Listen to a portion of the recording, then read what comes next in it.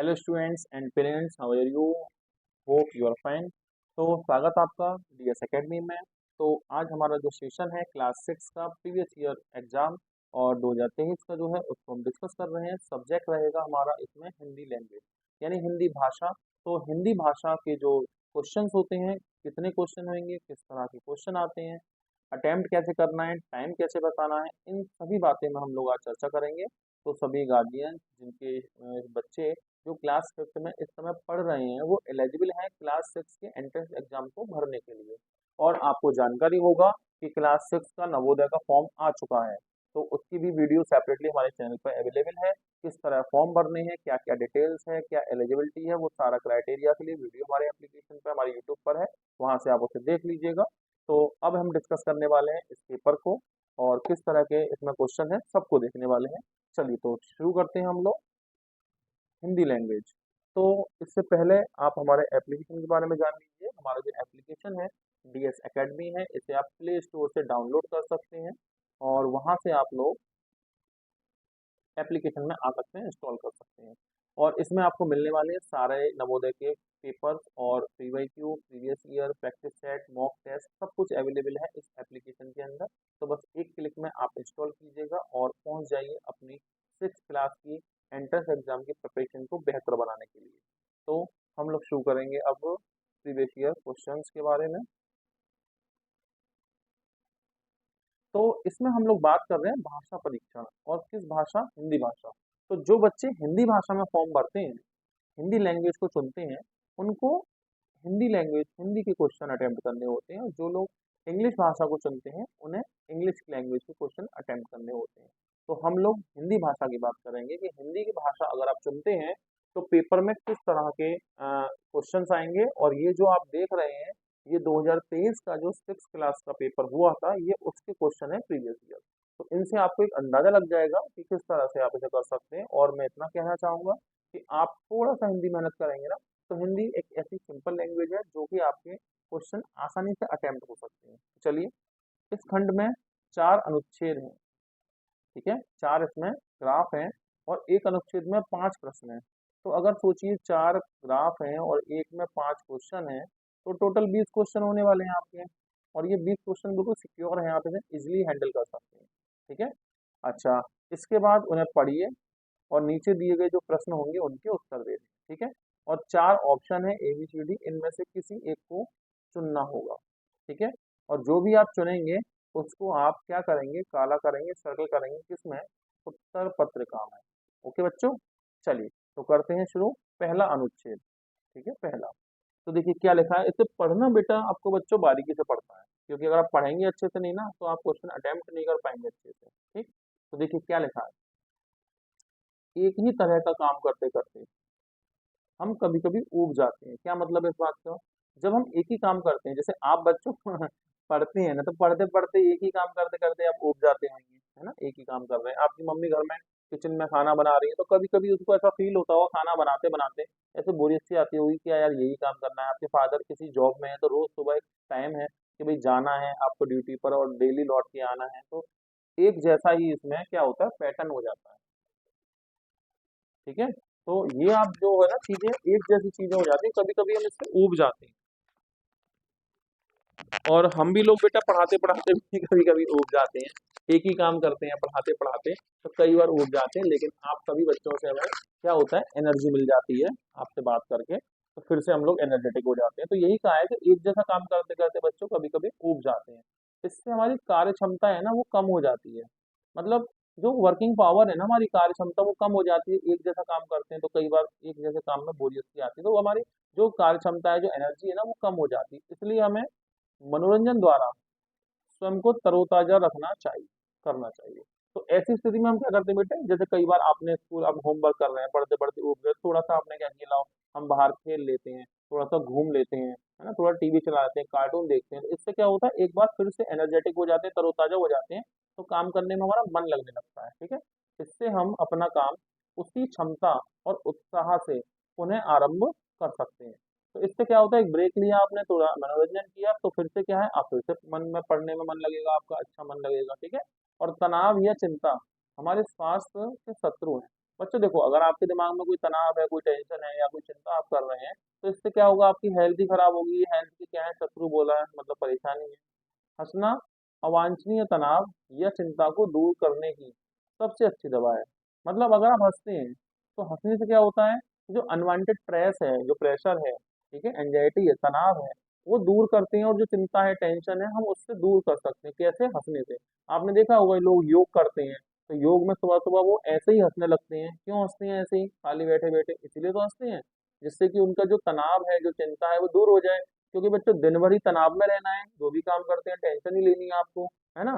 तो कम से कम अगर हम हंस लेंगे, तो हमारा जो तनाव है, डिप्रेशन है, एंजाइटी है, वो सब दूर होगी, चिंता दूर होगी। हम अपने तनाव को कम करने के लिए क्या करते हैं? पार्कों में, संग्रहालय, अभ्यारण्य आदि में भी जा सकते हैं। मतलब ये टेंशन कम करने के लिए आदमी अपनी जगह को चेंज करता है। जैसे अगर कोई ऑफिस में बैठा है, तो ऑफिस में बैठे बैठे बैठे उसे कई साल से वो अपना टाइम ऑफिस में ही दे रहा है, सुबह आता है, शाम जाता है, तो क्या करते हैं, अपने ऑफिस से लोग निकलते हैं। घर में बैठे बैठे आप पढ़ते पढ़ते तनाव में आते हैं, तो क्या कहीं घूमने जाते हैं। छुट्टियों में आप लोग बच्चों नानी के यहाँ चले जाते हैं, है ना। क्यों जाते हैं? टेंशन दूर करने के लिए। ऐसे ही यहाँ कहा गया है कि तनाव कम करने के लिए पार्कों में जाना है, लाइब्रेरी में, संग्रहालय में जाना है, अभ्यारण्य में जाना है, ठीक है। वहां जाएंगे। अभ्यारण्य, अभ्यारण्य मतलब कि जंगल में या खुली जगह में, या फिर जहाँ पर जानवरों को रखा जाता है, चिड़ियाघर मान लीजिए आप, है ना, ऐसे। वहां जाते हैं, तो वहां घूमने से हमारा तनाव कम हो जाता है। और शारीरिक जो व्यायाम है ना, जो फिजिकल एक्टिविटी है, उतना ही महत्वपूर्ण है जितना कि खेल खेलना। खेलना और फिजिकल एक्टिविटी, फिजिकल एक्टिविटी भी उतना भी जरूरी है जितना खेलना, ठीक है। तो यहाँ ये सारी बातें इसमें कही हैं। तो हमें क्या करना होता है बच्चों, से पढ़ना होता है बहुत बारीकी से, स्टेप बाय स्टेप। अगर आप पढ़ के अच्छे समझ जाओगे ना, तो आंसर तो तुरंत ही आएंगे आपके, ठीक है। चलिए, हमने पहला पैसेज पढ़ा। अब देखिए क्वेश्चन। पहला क्वेश्चन है, हम डॉट खाली जगह तरह का काम करते करते ऊब जाते हैं। तो कैसा काम करते करते ऊब जाते हैं बच्चों?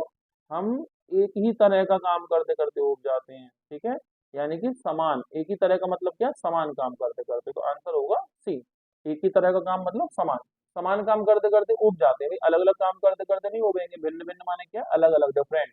पृथक माने भी अलग है, अलग तो अलग है ही है। तो समान काम करते करते ऊब जाते हैं। पहला क्वेश्चन लग गया। दूसरा, कुछ मनोरंजन करने के बाद हम अपना काम कर सकते हैं। क्या कर सकते हैं? देखो, अभी कहा था कि हमें मनोरंजन द्वारा स्वयं को तरोताजा करना चाहिए। इससे हम अपना काम उसी क्षमता से पुनः आरंभ कर सकते हैं। कैसे आरंभ कर सकते हैं? पुनः आरंभ कर सकते हैं। तो अपने काम को पुनः आरंभ कर सकते हैं, ठीक है ना। तो ये आपका आंसर हो गया। अगला, हंसने से हमें दूर करने में मदद मिलती है। अब हंसने से हमें क्या दूर करने में मदद मिलती है? देखो बच्चों, हंसने से हमें अवांछनीय तनाव और चिंता को दूर करने में मदद मिलती है। तो ये आगे देखो बच्चों, अवांछनीय तनाव को दूर करने में मदद मिलती है, ठीक है। अगला, पुनः आरंभ का क्या अर्थ है? पुनः आरंभ का क्या अर्थ है? तो पुनः आरंभ का मतलब बच्चों, फिर से स्टार्ट करना, फिर से शुरू कर देना, फिर से काम को शुरू कर देना, पुनः आरंभ करना, ठीक है। क्षमता का विपरीत क्या है? विपरीत, क्षमता यानी कैपेसिटी, उसका विपरीत क्या है? तो बेटा, क्षमता का विपरीत तो अक्षमता होता है, ठीक। तो आपने क्या किया, क्वेश्चन को, ग्राफ को, अनुच्छेद को प्रॉपरली पढ़ा, और 5 क्वेश्चन आपने खटाखट लगा दिए, ठीक है। तो यही चीज होती है बच्चों कि आप ग्राफ को बहुत अच्छे से पढ़ें, ठीक है। तो ये सारी चीजें हम लोग अपने एप्लीकेशन में जब पढ़ाते हैं, तो सब कुछ सिखाते हैं, और बहुत सारी बारीकियां, क्या ट्रिक है, वो सारी बातें। तो आप देख पा रहे हैं कि अनुच्छेद को किस तरह डील करना है। और जब हमारे एप्लीकेशन में आप कोर्स में पहुंचेंगे ना बच्चों, तो आपको ये सारी चीजें सिखाई जाएंगी, बताया जाएगा किस तरह से आप लोग अटेम्प्ट कर सकते हैं अपनी हिंदी के 5 5 के जो सेट बन रहे हैं ना, उनको 20 में से 20 नंबर आप किस तरह परफेक्टली ला सकते हैं, ठीक है। अगला अनुच्छेद देखो बच्चों, किसी व्यक्ति का आकलन। आकलन माने क्या होता है बच्चों? आकलन माने होता है किसी को कंपेयर करना, किसी क्षमता को जानना, किसी के बारे में हमें जानकारी जुटाना। आकलन का मतलब अनुमान लगाना। आकलन का मतलब अनुमान लगाना। तो किसी व्यक्ति के बारे में अनुमान हम केवल उसकी बाहरी बनावट, दिखावट से नहीं लगा सकते। मतलब देखने से नहीं पता चलता हम कि वो व्यक्ति कैसा होगा। आप देखते हैं कई बार कि आपकी क्लास में बच्चे होते हैं, आपको लगता है कि बच्चे बहुत अच्छे हैं, लेकिन आपको परेशान भी करते हैं। कई बार आपको लगता है कि बच्चा हमें परेशान करेगा, लेकिन वो बच्चा आपको परेशान नहीं करता, कोऑपरेट करता है। कई बार किसी किसी टीचर को देख के डर लगता होगा, लेकिन वो टीचर आपको बहुत अच्छे से ट्रीट करते हैं। कभी कभी किसी किसी टीचर से लगता होगा कि ये अच्छे होंगे, लेकिन वो परेशान भी करते हैं, आपको डांट भी ज्यादा देते हैं, है ना। तो देखने से नहीं पता चलता कि वो व्यक्ति कैसा होगा, उसका अनुमान हम उसको बाहर से, बनावट से, उसकी देखने से नहीं बता सकते।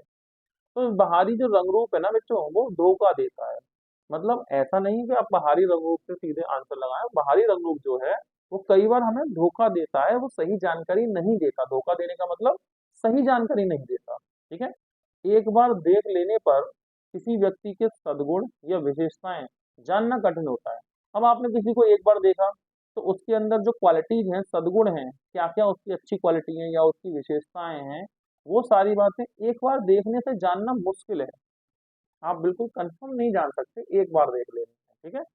कभी कभी हम किसी व्यक्ति की ओर उसके बाहरी रंग रूप से आकर्षित हो जाते हैं। कई बार क्या होता है, आप सीरियल देखते हैं, टीवी देखते हैं, तो आपको कोई हीरो या कोई हीरोइन आपको देखने में ऐसा लगता होगा कि ये काफी अच्छे हैं।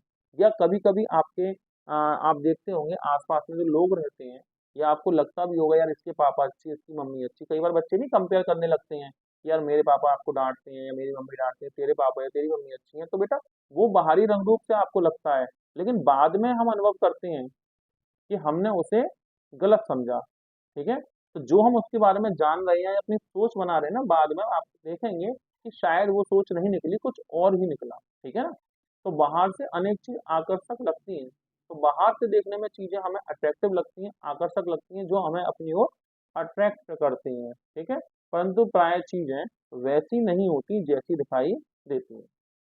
तो चीजें जैसी दिखती हैं वैसी होती नहीं है। हमें किसी व्यक्ति या चीज के वास्तविक स्वभाव को जानना चाहिए। तो हमें उसकी एक्चुअल में क्या उसका नेचर है, स्वभाव क्या है, उसको जानना चाहिए। तो ये ग्राफ है, हमने इसे पढ़ा समझा। अब यहाँ क्वेश्चन की बात करते हैं। तो बाहरी रंग रूप प्राय क्या देते हैं? तो बेटा बाहरी रंग रूप हमें प्राय धोखा देते हैं। तो आंसर है ए। ठीक है। अगला, एक ही नजर में क्या जानना कठिन है? एक ही नजर में एक बार देख लेने पर व्यक्ति के सद्गुण और विशेषताएं जानना कठिन होता है। तो किसी व्यक्ति के सद्गुण जानना कठिन होता है। तो आंसर होगा बेटा इसका सी। अगला, अधिकतर हम किसी व्यक्ति के डॉट खाली जगह से आकर्षित हो जाते हैं। आकर्षित माने आकर्षित हो जाते हैं। तो हम किससे आकर्षित हो जाते हैं? तो देखो, हम किसी व्यक्ति के बाहरी रंग रूप से आकर्षित होते हैं ना, बाहरी रंग रूप, यानी कि सी आंसर होगा। अगला, आकर्षक खाली जगह का पर्यायवाची नहीं है। अब देखो ये पर्यायवाची है, तो इसका ग्राफ से कोई मतलब नहीं है, आपको खुद समझना है। आकर्षक किसका पर्यायवाची नहीं है? तो देखो सुंदर का मतलब भी वही है, आकर्षक, अच्छा लगना। दर्शनीय, देखने योग्य, जो अच्छी चीज है वो देखने लायक है, बार बार मन होता है देखने का। प्रिय भी आकर्षक है। असुंदर बच्चों इसका आंसर है। ठीक है। असुंदर इसका आंसर है, विपरीत। वास्तविक शब्द का क्या है? ये वास्तविक शब्द क्या है? क्रिया विशेषण है, क्रिया है, संज्ञा विशेषण। तो बच्चों यहाँ थोड़ा ग्रामर की नॉलेज आपको होना जरूरी है। इसके लिए ग्राफ से कोई मतलब नहीं है, ये ग्रामर है। तो वास्तविक शब्द कहाँ है? देखो यहाँ लगा है वास्तविक स्वभाव। देखिए स्वभाव क्या है बच्चों? ये है संज्ञा, नाउन। स्वभाव क्या है? संज्ञा। और संज्ञा से पहले जो लगता है बच्चों उसे कहते हैं विशेषण, जो संज्ञा की विशेषता बताए। तो ये वैसा विशेषण है। ठीक है। अगला, तीसरा ग्राफ हम लोग पढ़ेंगे। लाल बहादुर शास्त्री भारत के द्वितीय प्रधानमंत्री थे। इन्होंने भारत के श्रेष्ठ राजनेताओं में गिना जाता है इन्हें। अच्छे राजनेता, श्रेष्ठ माने क्या होता है बच्चा? अच्छे, अच्छे राजनेताओं में। ठीक है। लेकिन उनके आरंभिक जीवन के बारे में बहुत कम लोग जानते हैं, कि उनका जो आरंभिक जीवन था कैसा था, वो कम लोग जानते हैं। इन्होंने अपनी पढ़ाई पूर्ण करने के लिए अपने जीवन में अनेक बाधाओं के विरुद्ध संघर्ष किया। यानी इनकी जो पढ़ाई हुई ना, पढ़ाई के में पूरी करने में इनके जीवन में बहुत सारी बाधाएं आई, जिनके विरुद्ध इन्होंने संघर्ष किया। ठीक है। जिनसे इन्होंने संघर्ष किया, जूझे। अपनी पढ़ाई पूरी करने के बाद उन्हें कोई नौकरी, उन्होंने नौकरी नहीं की। ठीक है। वे स्वाधीनता आंदोलन से जुड़ना चाहते थे। अब स्वाधीनता आंदोलन क्या है बच्चों? तो देखो हमारा देश क्या था पहले? अंग्रेजों का गुलाम था, आपने पढ़ा होगा। ठीक है ना। तो अंग्रेजों का गुलाम था, तो उनसे, अंग्रेजों से गुलामी से हटने के लिए, अंग्रेजों को यहाँ से भारत से भगाने के लिए बहुत सारे लोगों ने इकट्ठे होकर आंदोलन किया। उस आंदोलन को हम स्वाधीनता आंदोलन के नाम से जानते हैं। ठीक है। शीघ्र ही वे जन नेता बन गए। जन नेता मतलब लोगों के नेता, समाज के नेता। बहुत सारे लोगों ने उन्हें नेता मान लिया। ठीक है। और वे 1964 में भारत के प्रधानमंत्री बने। और वे बहुत ही मेहनती व्यक्ति थे, और कम से कम प्रतिदिन 18 घंटे काम करते थे। ठीक है। तो दिन में कितने घंटे होते हैं? 24। 18 घंटे काम करते थे, तो 24 घंटे होते हैं, 18 घंटे काम करते थे, मतलब 6 घंटे सोते थे। ठीक है। इतने मेहनती थे। तो चलो बच्चों हम इनके क्वेश्चन लगाते हैं। पहला क्वेश्चन, लाल बहादुर शास्त्री भारत के प्रधानमंत्री थे कौन से? तो बेटा देखो यहाँ लिखा है बच्चों द्वितीय, तो आंसर है ए। ठीक है। अगला, उन्होंने अपने जीवन में अनेक बाधाओं का संघर्ष किया। अब बाधाओं का संघर्ष तो देखो लिख रहा है ना, बाधाओं के विरुद्ध संघर्ष किया, तो आंसर हो गया बी। अगला, वह नेता बन गए। कैसे नेता बन गए बेटा? वो जन नेता बन गए। ठीक है, आंसर है बी। बन गए क्रिया का कौन सा काल है? तो देखो बन गए, तो ये तो पुरानी बात है ना, पुरानी बात है तो भूतकाल है। अब ये ग्रामर का क्वेश्चन है बच्चों, इसका इससे कोई मतलब नहीं है, ग्रामर भी आती है। पूरा करना पर्यायवाची क्या है? पूरा करना, तो आरंभ करना, आरंभ करना तो स्टार्ट करना हुआ, जारी रखना भी काम जारी है। ठीक है, पूरा करना मतलब संपन्न करना, कंप्लीट करना, तो ये आपका आंसर हुआ। ठीक है, अगला अनुच्छेद देखो बच्चों, फोर्थ वाला, इसमें क्या कहा गया है? ज्वालामुखी जलता हुआ पर्वत है। मतलब ये है बच्चों, ज्वालामुखी क्या होता है? एक पर्वत होता है, ठीक है, जो जल रहा होता है, इसमें यहाँ आग होती है। ठीक है, जिसमें पृथ्वी की गहराई तक जाने के लिए एक बड़ा छिद्र होता है। तो ये जो छिद्र है ना बच्चों, ये पृथ्वी की गहराई तक जाता है, अंदर तक, पूरा अंदर पृथ्वी की गहराई तक जाता है छिद्र। ठीक है, इसके खुले हुए मुंह को ज्वालामुखी का मुख विवर कहते हैं। तो ये जो देख रहे हैं खुला हुआ मुंह है ये वाला, तो इस वाले पार्ट को हम कहेंगे ज्वालामुखी का मुख विवर। कभी कभी कोई ज्वालामुखी शताब्दियों तक, अब देखो शताब्दी, शताब्दियों, 100 जो वर्ष होती है ना बच्चों, 100 साल, 100 साल, तो 100 साल को बोलते हैं शताब्दी।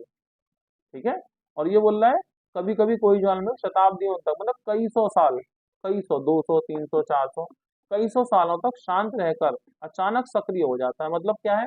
ये शांत था, इसमें से कुछ भी नहीं निकल रहा, लेकिन 100, 200, 300 साल बाद कभी भी इसमें से क्या होता है? ज्वालामुखी फटता है और इसमें से लावा निकलने लगता है। ठीक है, और इसे ज्वालामुखी का विस्फोट कहते हैं। मतलब इसमें एकदम विस्फोट सा होता है बहुत तेजी से, और इसमें से ज्वालामुखी बाहर फैलने लगता है। ठीक है, और इसमें से राख, धूल, गैस और भाप के बड़े बादल बड़ी आवाज सहित ज्वालामुखी के मुख विवर से उठते हैं। ठीक है, कुछ समय बाद गर्म पिघली हुई चट्टान जिसे लावा कहते हैं, तो जो बाहर निकलता है ना बच्चों, ये इसे लावा कहते हैं, ये गर्म होता है। ठीक है, ये पहाड़ के नीचे बहने लगता है, तो ये नीचे को ही आएगा पहाड़ को, अनेक दिनों या सप्ताहों तक जारी रह सकता है, ये कई दिनों सप्ताहों तक बहता रहेगा इससे। ठीक है, ज्वालामुखी फिर से सो जाता है, यानी कि एक बार हुआ और फिर से ये शांत हो गया, जितना बहना था बह गया, उसके बाद फिर से ये अब निकलना बंद हो जाएगा और ये फिर से क्या होगा बच्चों? शांत अवस्था में पहुंच जाएगा। समझ पा रहे हैं? ऐसे, और इसको, यह अनेक वर्षों तक ये सुप्तावस्था में रहता है। सुप्तावस्था मतलब सोया हुआ, शांत। बहुत से ज्वालामुखी समुद्र के निकट पाए जाते हैं, ठीक है, जो द्वीपों का निर्माण करते हैं। तो ये बेटा आपका एक अनुच्छेद है, इसमें डिटेल है। तो अब इस डिटेल को हम पढ़ते हुए आगे बढ़ेंगे। तो पहला, ज्वालामुखी के बारे में क्या सही नहीं है? यह राख, धूल, लावा फेंकता है, बात ये तो सही है, ये तो सही है। अधिकांश ज्वालामुखी समुद्र के निकट पाए जाते हैं, बात तो ये भी सही है, ये लग रहा है देखो, समुद्र के निकट पाए जाते हैं, सही बात है। राख, धूल, लावा निकलता है, ये भी सही बात है, देखो राख, धूल, गैस निकलते हैं, ठीक है, सही है। इसमें पृथ्वी से नीचे तक बड़ा गहरा छिद्र होता है, बात तो ये भी सही है, एक बड़ा गहरा छिद्र होता है पृथ्वी की गहराई में जाने के लिए, तो तीनों सही है। तो बेटा ये सही नहीं है, जंगली आग का नहीं होता ये, तो कौन सही नहीं है? ए वाला सही नहीं। ठीक है, अगला, जब ज्वालामुखी विस्फोट होता है तो उसे क्या कहते हैं? बेटा उसे सक्रिय ज्वालामुखी कहते हैं। ठीक है, विस्फोट होता है, ठीक है, तो उसे क्या कहते हैं? सक्रिय हो जाता है अचानक, तभी तो विस्फोट होता है, ज्वालामुखी को विस्फोट कहते हैं जब सक्रिय होता है, तो विस्फोट होता है उसे सक्रिय कहते हैं। ठीक है, तो आंसर सी हो गया। पहाड़ के नीचे बहने वाला लावा किस अवस्था में होता है? अब बेटा कोई चीज देखो बह रही है, देखो ये पहाड़, यहाँ से ज्वालामुखी विस्फोट होता है। अब ज्वालामुखी विस्फोट होने के बाद इसमें से कुछ चीज निकल के नीचे बहेगी, तो कैसी अवस्था में होगी? बेटा द्रव में होगी ना, लिक्विड फॉर्म में होगी, तभी तो बहेगी नीचे को। ठीक है, अगला, शांत का विलोम क्या है? अब देखो इसका ग्राफ से कोई मतलब नहीं है, शांत का विलोम पूछा है, तो शांत का उल्टा विलोम, तो शांत का जो विलोम है ना वो बेटा होगा सक्रिय। निश्चल तो खुद ही शांत है, स्थिर का मतलब भी रुका हुआ है, सुंदर का कोई मतलब नहीं है, सक्रिय, एक्टिव, तो शांत का विलोम एक्टिव, सक्रिय। ठीक है, अगला, इस अनुच्छेद में पृथक प्रयुक्त सहित का अर्थ क्या है? सहित का मतलब क्या है? बेटा सहित का मतलब होता है साथ होना, सहित का मतलब साथ होना, रहित का मतलब साथ ना होना। दो शब्द होते हैं, एक सहित होता है और एक रहित होता है, रहित। तो सहित का मतलब साथ होना, रहित का मतलब साथ ना होना। ठीक है, ये होता है साथ न होना। तो रहित का मतलब साथ ना होना, सहित का मतलब साथ होना।